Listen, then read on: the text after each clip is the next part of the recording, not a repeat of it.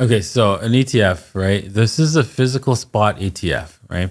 We already have an ETF in Bitcoin, right? And same with Ethereum. Those ETFs are connected to the commodities exchange, and we have commodities contracts. And the reason why those ETFs are useless effectively is because there is no Bitcoin behind it. They're only contracts promising you to pay Bitcoin that doesn't exist. And so it's just a derivative.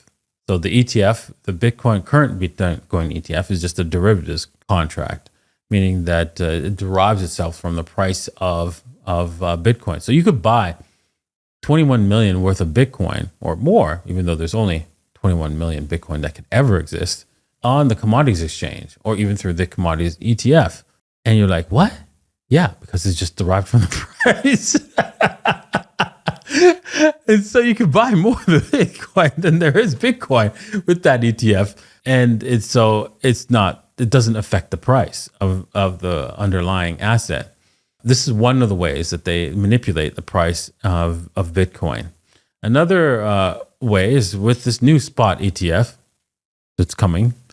And you're like, well, how's that possible? They're going to have to hold Bitcoin in order to make sure that people have that Bitcoin, and it's just fraud, right? Because that's what they're selling, right? They're selling storage of Bitcoin. And yeah, they do that with gold and silver too. But you guys didn't read the perspectives now, did you? If you read the perspectives of the gold ETF and the silver ETF, it states that, BlackRock is just, manager of the ETF. They don't hold actual gold and they don't hold actual silver. They have custodians, right? You're like, okay, cool. And they state that if the custodians do not have the gold and do not have the silver, that's not their problem. You're like, okay, cool. I mean, I could just sue the custodians, right? Yeah, you can. And you're like, okay, so then what's the problem?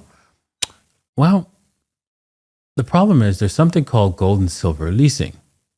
And you're like, okay, what's that? All right, well, leasing is basically like you've leased a car probably in your lifetime. If you lease a car, right, you look at the ownership, and the ownership is not your name. It's the company that you leased it from. And technically, according to accounting standards, right, the car still belongs on the balance sheet of the company that's stated on the ownership. So they get to have the car on their balance sheet, meaning they say they own the car. Meanwhile, you're driving it and you're driving around with it. So you're actually the owner of the car. Like, well, wait a minute. No, they're the owner. Yeah, but you're driving it, right? You have it it's in your possession, right? But financially, they still have it.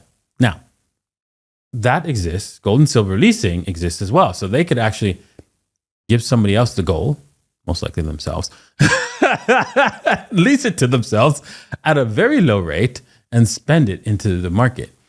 And that technically, even though they don't physically have the gold and silver, financially they do.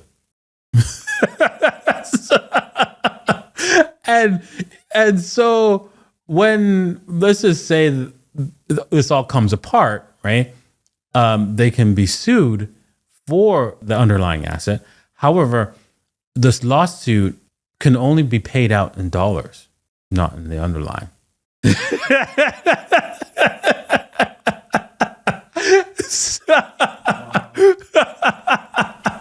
So this is why you want to hold your own Bitcoin and your own gold, your own silver, because you know that they can print a bunch of money, right? So you're saying, well, wait a minute, I'll just sue them and get dollars, but that's not what you really want now, is it? Because they can print a bunch. Now, they can set up a bunch of contracts, complex contracts together so that they're interconnected to the banking system so that if it fails, they will get paid through the banking system because the bankers always get bailed out in dollars. And so they'll be able to refund you dollars. And so this is a way they can manipulate the price, right, with actual physical Bitcoin that you pay for. Good on you for buying that ETF. All right, well, there's no more questions, so thank you all for watching, and we'll see you guys next time. Cheers.